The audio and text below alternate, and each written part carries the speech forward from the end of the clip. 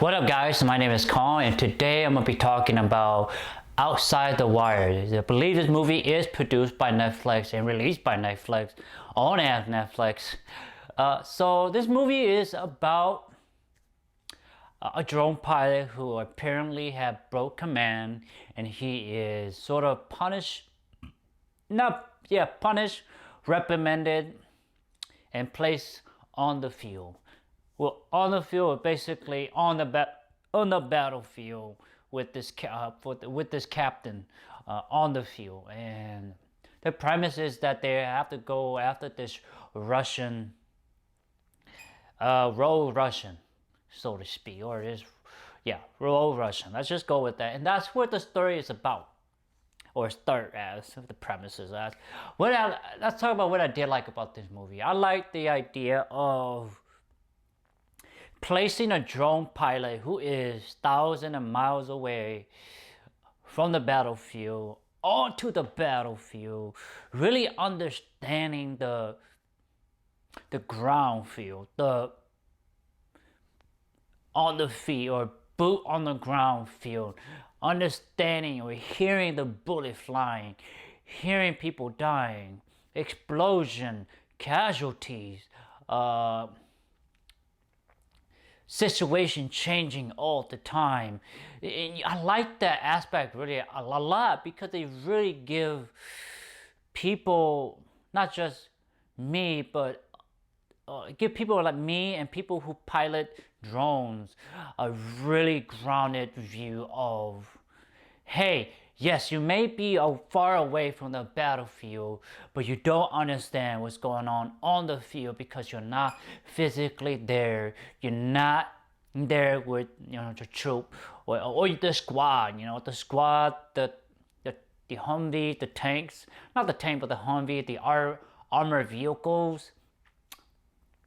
So you don't have that sort of understanding of what's going on, the complexity of the situation. That's what I'm trying to get at on the field. And this drone soldier was reprimanded and sort of punished, and he was placed in on the battlefield to really get a taste of his own medicine, really.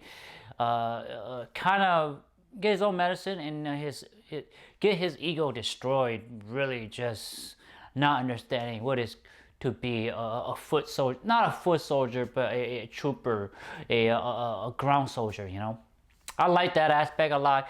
I like the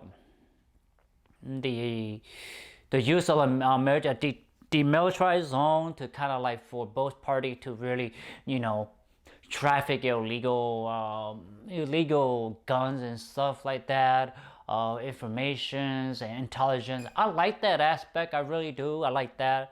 I like Anthony Mackie as the captain. I thought he did an okay job of portraying a captain or an artificial intelligence. It's okay, it's all right. I mean, he is no Tom Hanks or what else? Forrest Whitaker's or Jim Carrey, or people of that caliber. He's good for the role here. So I like the battle here. It's very down gritty. It's very it's on the field, on the ground. But it's almost personal. It's almost close quarter combat, and you get the idea, you get the feel that this is really close. What else? That is it. That's what I like about this movie. What I don't like about this movie is that they have the whole. I see this over and over again with story. Oh, the Russians are bad. We have to, fight against the Russians and kill this Russian rogue. We got this for freedom and for freedom, for the people, and for the free world. I get that. That's a good thing. I understand. That's important. But I don't think it's overused, and is over. At this point, it's just pointless. It's almost cliche. It's almost boring to use Russian as the opposing the antagonist or the opposing government. I understand that we sort of are in that situation a little bit, but it's just kind of overused. It's just overused. It just doesn't give it interesting thing. I wish they would have changed the whole premises. Let's just say it's somewhere else, and let's just not say it's Russian. Let's just say it is another domestic terrorist party that are trying to take over the area, and I would have been fine with that. I would have been fine. Oh, what else? I think the villains are really stupid and not really intelligent. I just think that they would know that this guy he's a cybernetic or cyborg, so to speak. Why would you not have armor-piercing round? If I was the antagonist, I'd be carrying an armor-piercing round. It don't matter if you're human or robot. I am gonna use armor-piercing round just to go through everything.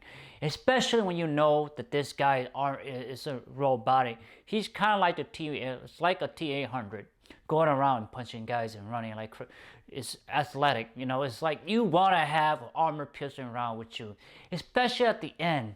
I was like, why would you not have those APC? Those giant mechanical soldier just point a gun at our main antagonist. So this way our main antagonist, our main protagonist then that way he feel threatened. Not threatened, but he feel like, oh, okay, these bad guys, these Russians are not stupid. They don't play around.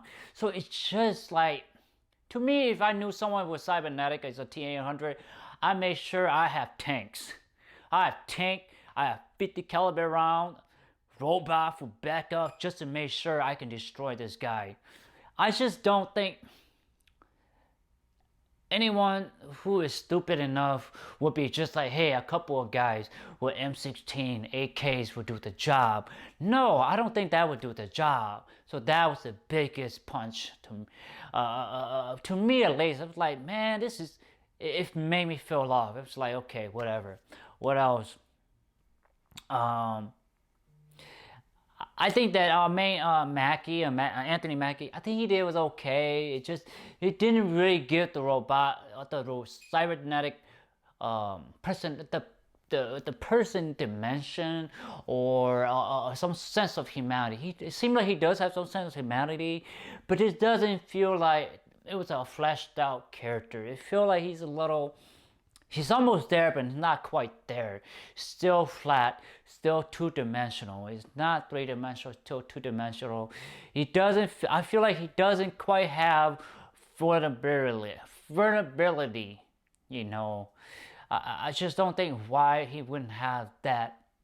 And I wouldn't think that why would the Russian would also have their own sort of spy op with cybernetic cell would do the same thing. That would have been cool to see those two guys going at it, just fighting. No use of weapon, but just pure strength and intelligence and fighting combat. That would have been more interesting than the explosion, the rifles and everything, because it's up close, but we don't get that here. We get the opposite, really. What I don't like is our main character, Anthony Mackie, decided to beat the Russian up and shoot him up, and then got it, and you're gonna use the Russian nuke and nuke the American, and so I understand the reason why he did it, because he's gonna destroy his creator. He's that the U.S. is doing the same thing, but then he was like, okay, the Russians are doing the same thing, so what is your solution isn't right, isn't the right answer to the solution too. So it's like, why is he doing this when he understands that both parties are doing the same thing? So it's like, okay, that's the second thing that they kind of ignore or toss it away, and just think that you, the audience, me, the audience, would not catch that. It's like, come on, both they are doing the same thing. So, and you decide to go against your creator when your creator was you were supposed to represent the American who are trying to defend, the peoples there who's dying, that sort of thing. Even the girl even said that it's collateral damage. Yes, but it is for the good. It's to protect people who don't have the means to fight, to defend. So it's kind of like, kind of pointless, but pointless reasoning for firing a nuke against the U.S. in the movie. So it's like, whatever. What else? There is no hard background history on our cyborg. Anthony Mackie is. He just, I guess he's just born out of the thin air. You know, some scientists scientists and engineers just created him with emotions, softwares and stuff, software and a mechanic to this captain. So yes, all right, guys. Those are the things I don't like about this movie. What was the rating I give this movie? I give it I said a 4 out of 10. It's okay at best. It's not the greatest. It tried to sort of explore the cybernetic human part of it. It didn't quite do that well. It did the resolution to the war didn't quite make sense. Why would he do that? It's questioned, you know. Maybe that's supposed to be like that, but to my eye, it's like his reasoning, his thought did not make sense. What I did like about this is that the drone pilot getting a taste of his own medicine, and he's being put on the field to really understand what it is to be a troop in a squad on the field, on the ground. I like that, but it still did not, you know, give me an insight or give me take me on a ride or a journey. It just didn't feel like a journey at all. I feel like I'm outside of the movie. I'm just watching it, not investing in it. I feel like the character don't really speak to me, if you understand what I'm saying. They're really just talking to each other. They're really not talking to us, the audience, subliminally. A lot of movies don't quite do that well. They just interact with each other. So 4 out of 10. I say watch it if you have the time. Don't watch it. You don't. It's not the end of the world, guys.